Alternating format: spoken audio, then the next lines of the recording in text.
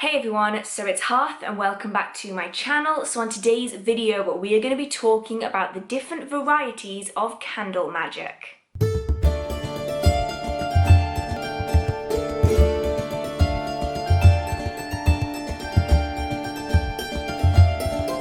So candle magic is probably one of my favourite forms of magical practice. If anyone has been on this channel for a while, you will know it is probably the type of magic that I use most frequently.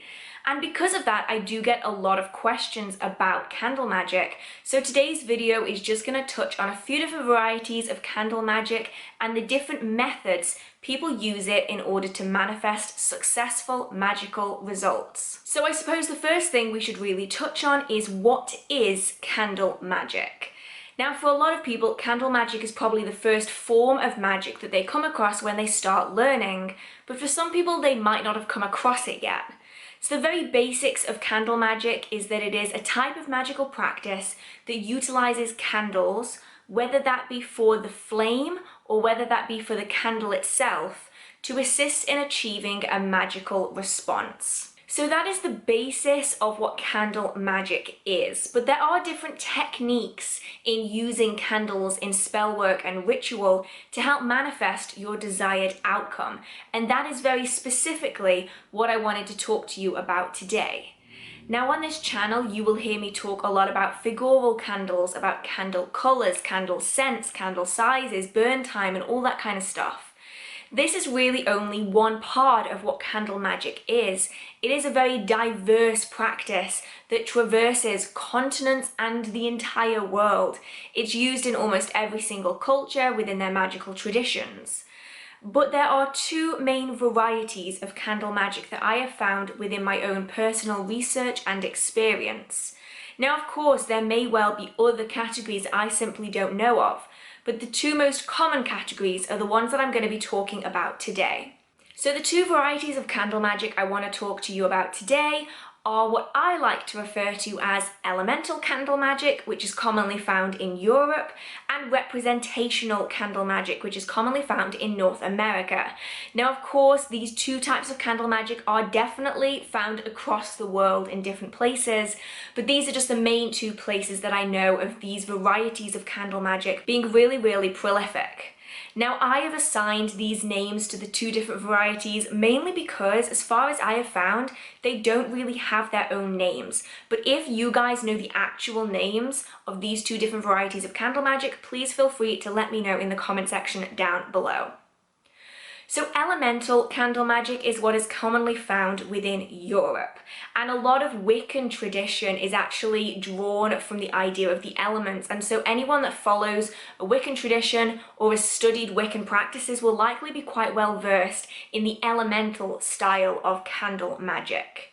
Now, this particular type of candle magic doesn't focus so much on the candle itself. Instead, it focuses on the flame, the fire element that is part of the candle. This is mainly what is worked with. Now, a lot of the time in European witchcraft and European magical practices, you'll find that a candle is used or multiple candles are used within a ritual. Now, these candles can be used to represent different quarters, so different directions. They can also be used to represent different elements in different colours, or they're used to represent deities, but they're often just used to represent the element of fire. They are used to bring that power and that energy into a working. Now, a lot of the spells that are of European tradition often include just a candle. It doesn't matter what type of candle it is, it often doesn't matter what colour candle it is, you just need a candle. And that's because the colour, the scent, the shape, the size, it isn't that important within European traditions.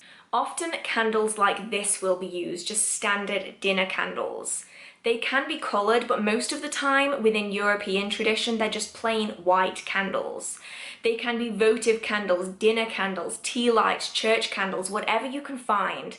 The candle itself is of no real importance to the magical working. Instead, you're working with the element of fire.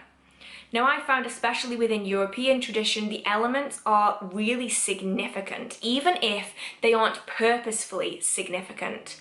So when someone will sit down to do more of a European style spell, often there is just a single candle and a lot of words, a lot of chanting, a lot of rhyme and rhythm and repetition.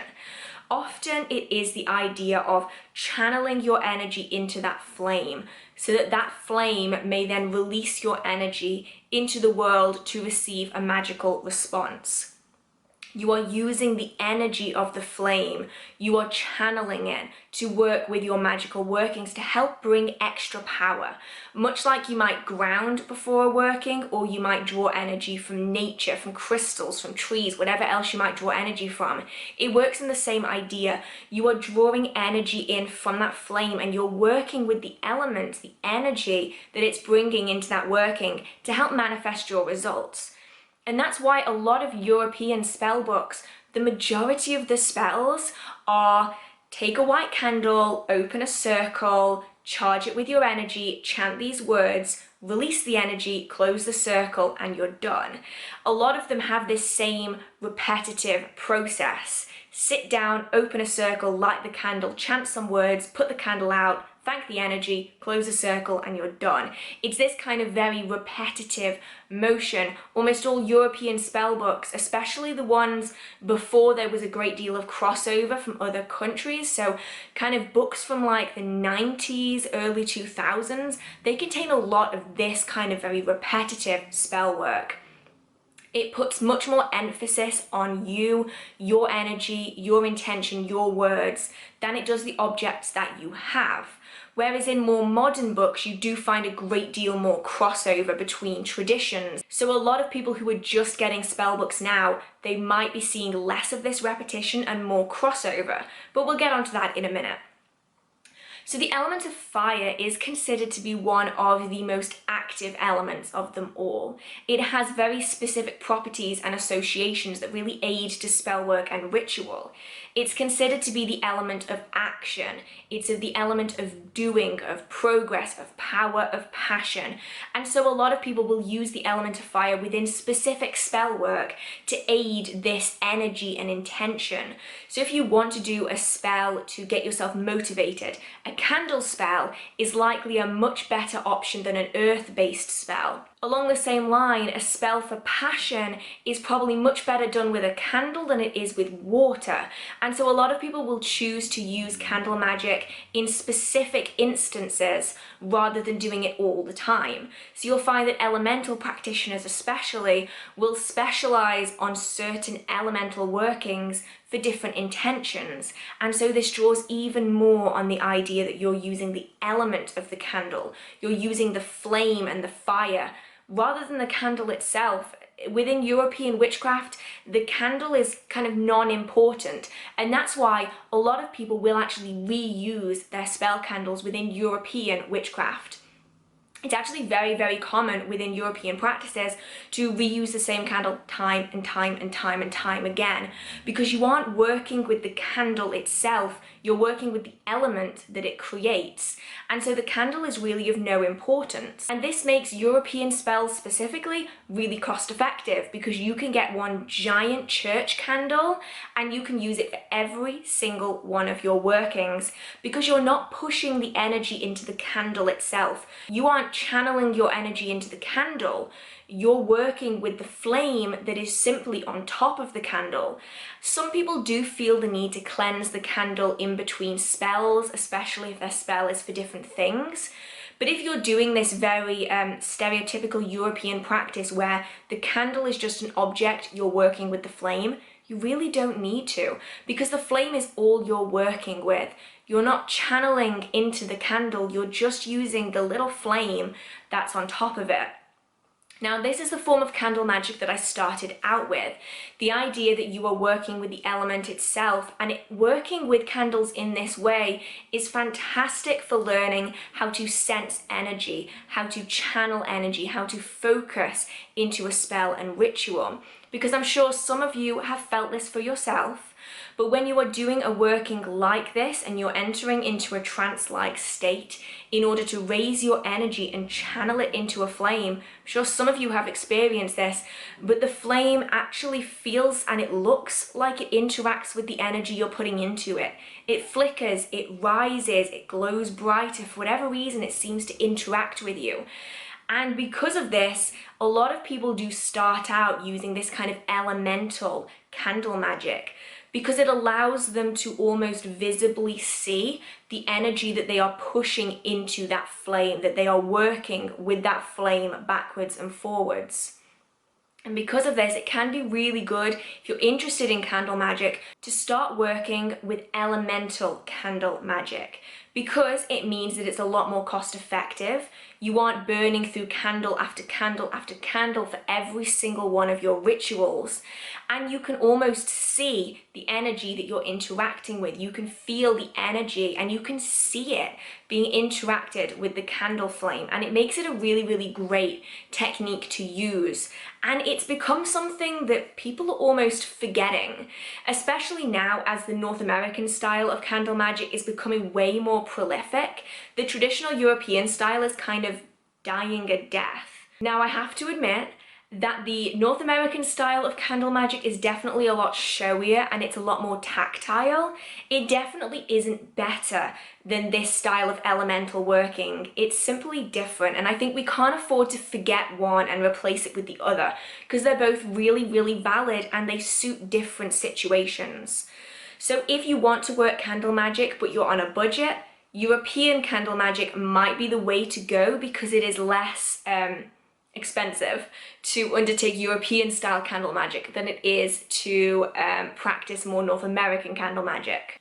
So North American magic I like to categorize as representational. It's a really tactile form of magical practice that works less with the chanting and the repetition and the trance work that you see within European candle magic, and more within the idea of representation, of symbolism, and the idea that like attracts like. Now, this is the type of candle magic that I personally prefer doing now, in the current moment, but I do tend to switch backwards and forwards as necessary. Now, representational magic is probably one of the most effective forms of magic, at least as far as I have found. It's the idea that like attracts like. If you undertake a working with items that represent what you're trying to achieve, it's believed that you can assist in manifesting it faster because like attracts like. So within representational magic, there are lots of layers to think about. Now, that idea of layers I'm going to be talking about a lot in this video. So whereas in European magic, it's basically just the flame. That's really the only thing that's of importance, is the fire that the candle creates. Now, this is very different to representational candle magic, where every little thing that goes into it is of significance and it builds up that energy. Now, as the name representational magic might say, this form of magic is all about representation.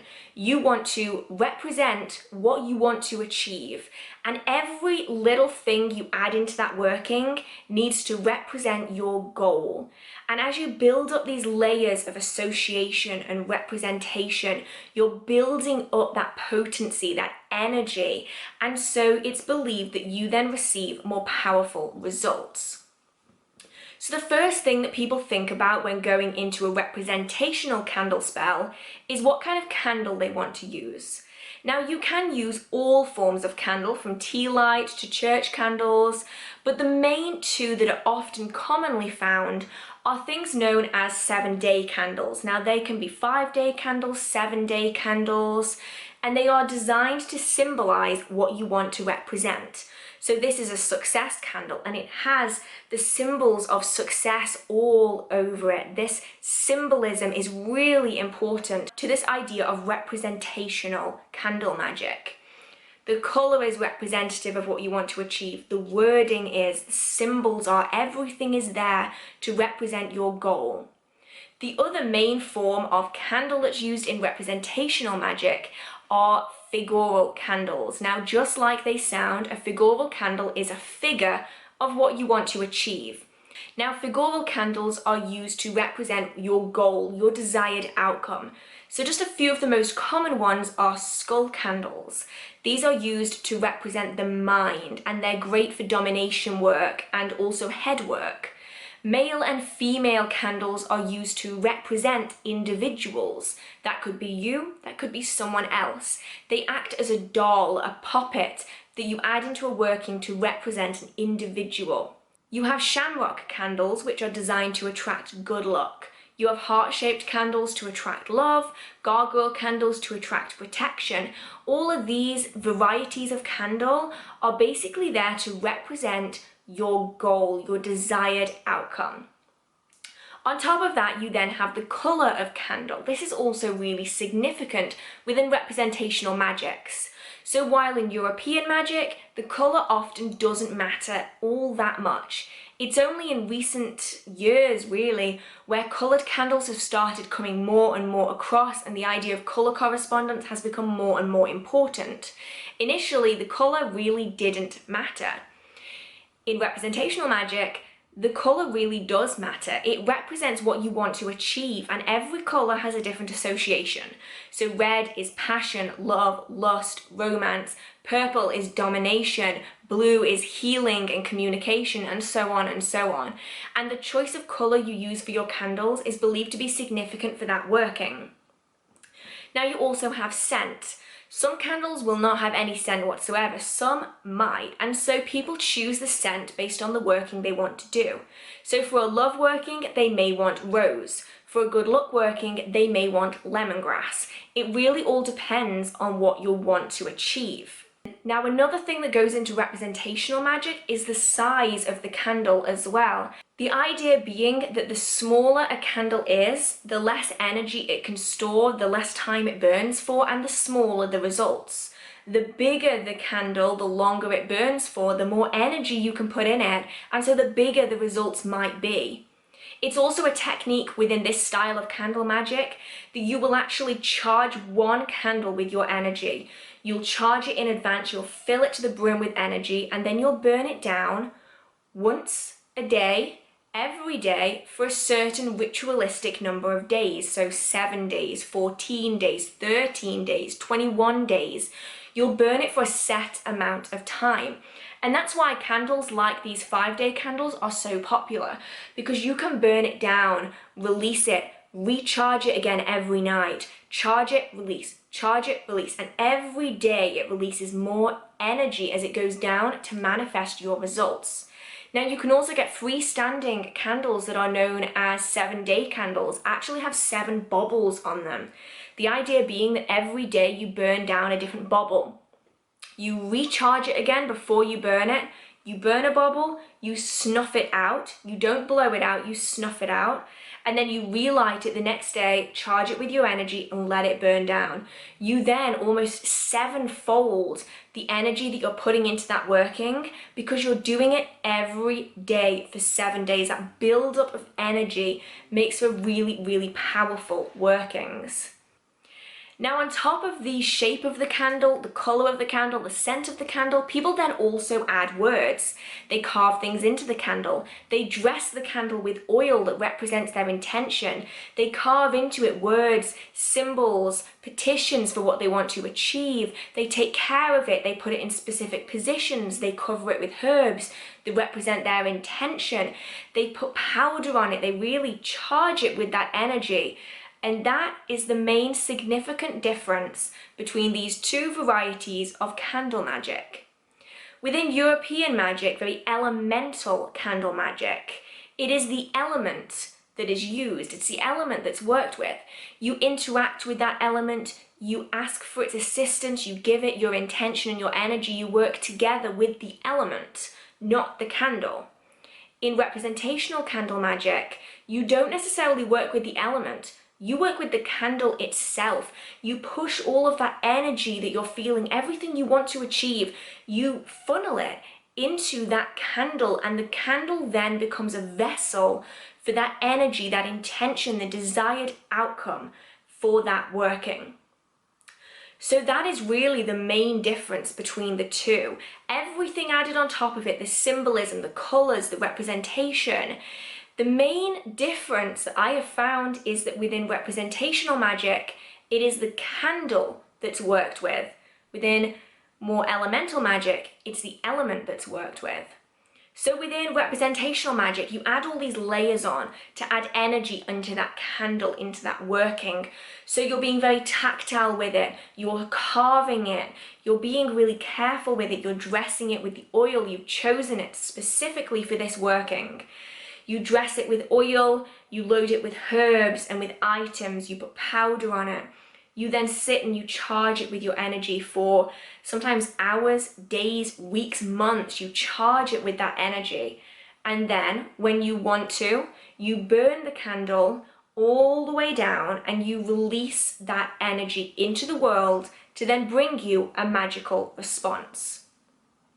So within this style of representational candle magic, it is the ritual burning of the candle that releases the energy that you need to receive a magical response. And so it's very, very typical within this form of candle magic that you let a candle burn all the way down, whether that be a novena 7-day, 5-day candle like this, or whether that be a figure candle. It's very traditional to let them burn all the way down. And this is what you see me do within my workings. I will literally just let a candle burn all the way down. Because if I was to stop that candle part way, you only release part of the energy you've put into it. And in this way, you can charge a candle for a working and then burn it on a special day of significance, whether that be a full moon, a blood moon, a new moon, a Thursday, a Friday, a Monday, a Wednesday. You can burn it on specific Sabbaths, specific days of the week, and it's pre-charged. This style of candle magic allows for you to pre-spell a candle for it to then be burned when you need it.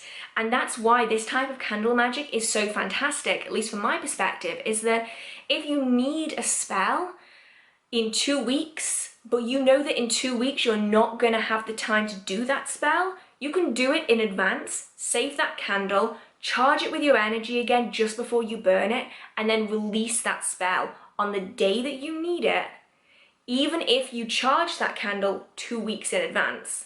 Whereas with elemental magic, it's in the moment. You're working with the element as the candle is burning. It isn't something you can do in advance, it's something you do in the moment. It's definitely a different style of working the energy of candles, and they're almost polar opposites from each other.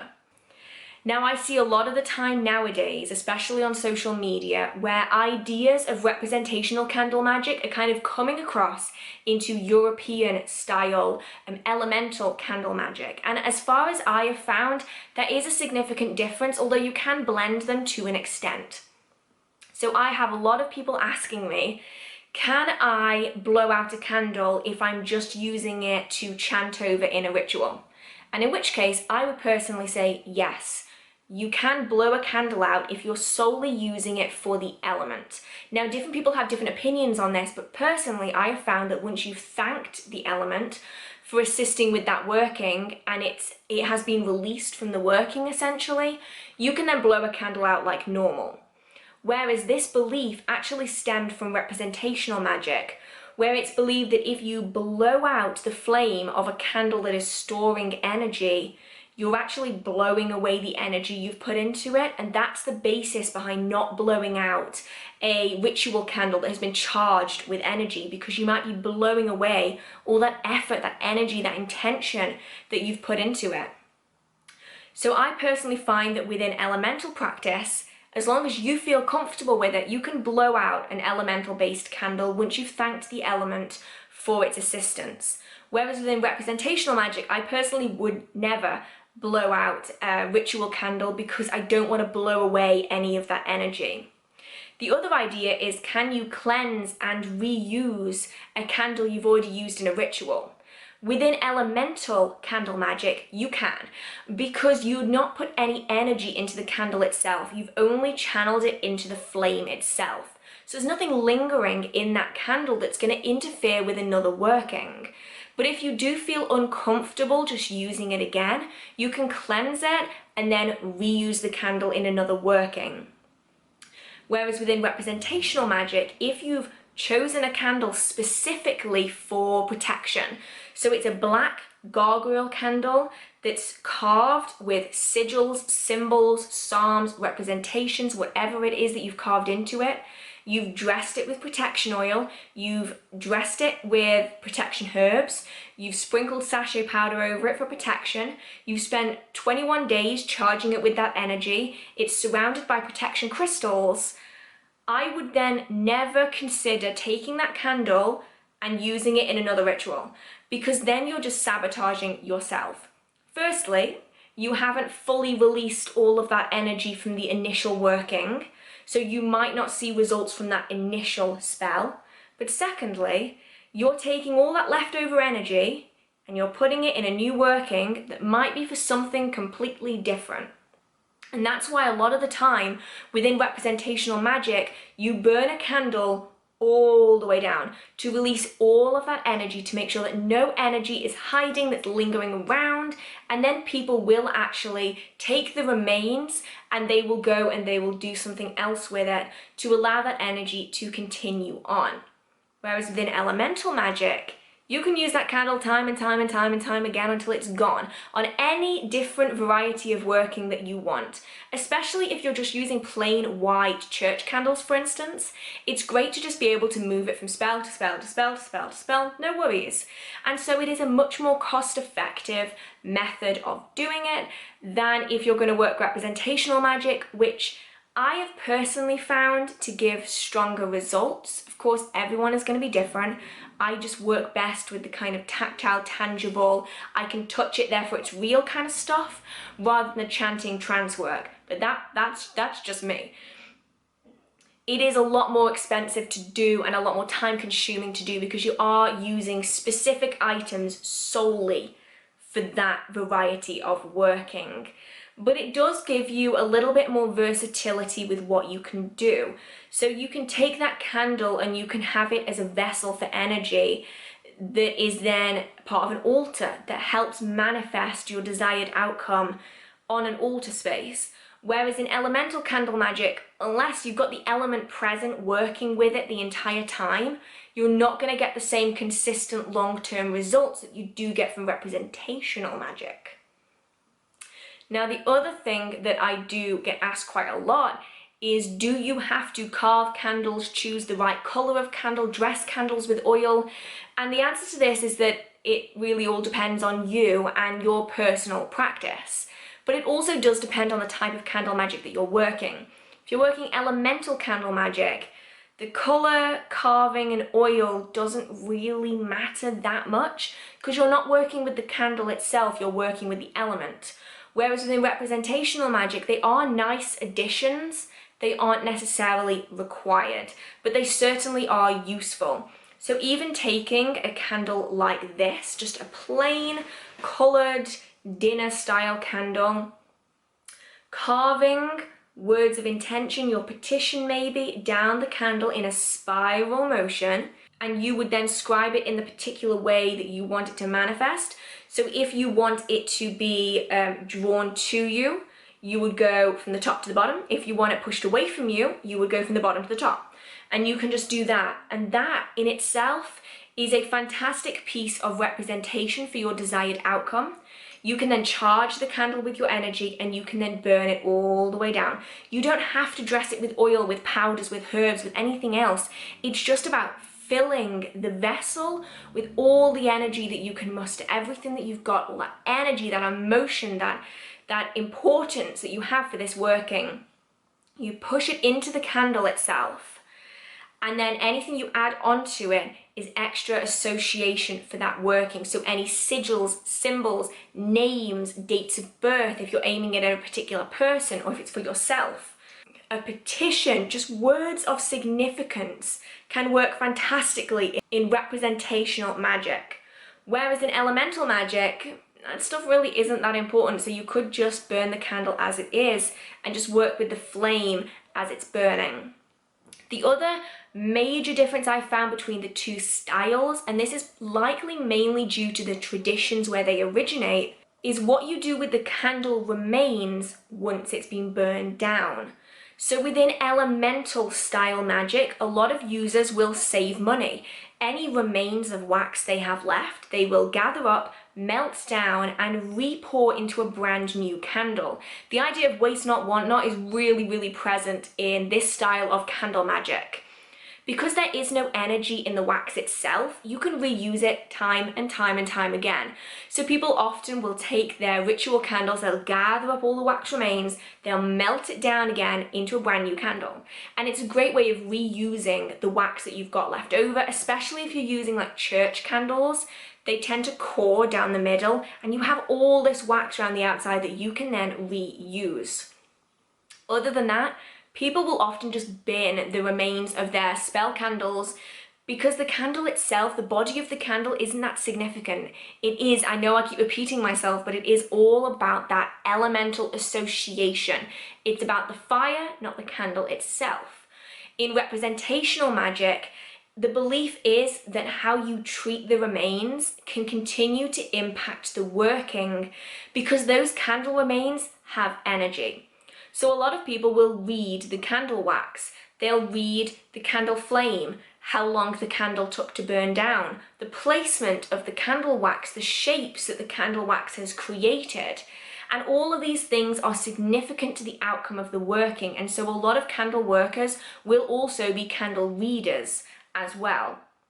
Now, the idea that the remains of a candle still hold the traces of energy is really important.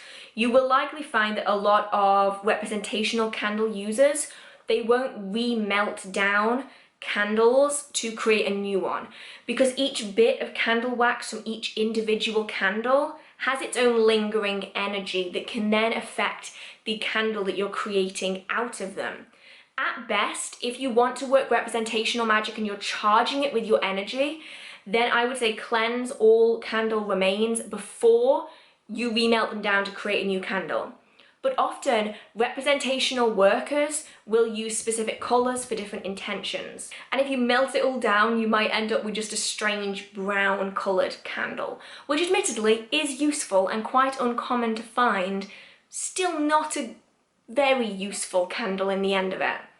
What a lot of workers will instead do is they will take the candle remains and they will treat it with respect and they will do with it what is required for that particular working. So if you are doing a banishing working, people might take those remains and they will remove them in a bin that is not on their property because you want to get rid of that person, that situation. You might throw it over your shoulder into a crossroads and then walk away and never look back. If it's for attracting something into your life, they might take those workings and they might bury them in the front garden to attract it into your life. If it's to keep something around, you might bury those remains in the back garden to keep them on your property within your life. Some people will also continue those workings on by adding them into sachets, by adding them into mojos, by adding them into other workings to continue that energy onwards. The remains of representational candle magic is treated with the same respect you would treat the candle. It is no different because it is still part of that working. And so if you take that love spell that you've done, you take all the remains, you gather it up, stick it in a plastic bag and you throw it in the bin, the representation is still there. You are taking your intention and you're throwing it in a bin. And that is something that doesn't bode well for that particular working. The representation continues all the way through. It doesn't disappear once the flame itself has gone out. And so the remains are treated very differently. So when I get the question of, can I melt down candles that I've used in spell work, the answer really entirely depends on how you've undertook that working. Is it an elemental working? In which case, sure, go ahead, melt them down, it's fine. If it's a representational working, you might want to think about the spell you've done and how you want to treat those candle remains. It could be that you're comfortable just cleansing them to remove any of that leftover energy so you're not almost disrespecting it in any way. and you are then melting them down to create something new for an altar or something, or if you want to cleanse the remains and then put them in a bin, or do you want to bury them in specific locations to continue that working on. But the one thing I would say is within representational candle magic, it is important to treat your remains with care because they are an extension of the working that you've just completed. So that is just a little bit about the two different varieties of candle magic. So I hope that this has been kind of useful. I'm sorry if it was a little bit confusing. Hopefully one day I will be able to do dedicated videos on the two different types because boy oh boy, there is so much to go into. So just a really brief breakdown.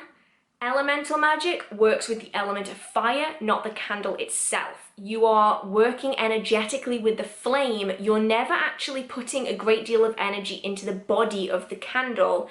And so they can be very plain, they can be reused, and they can be melted down again afterwards.